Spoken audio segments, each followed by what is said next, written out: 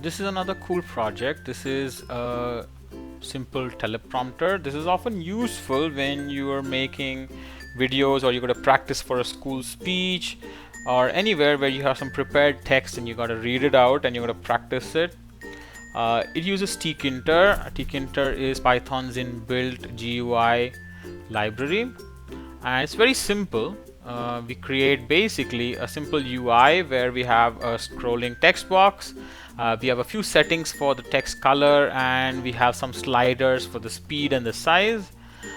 We can either type our text in, or we load. In this case, I have a file and we can load that, and then when we hit start, it starts basically showing the text and then scrolling down slowly.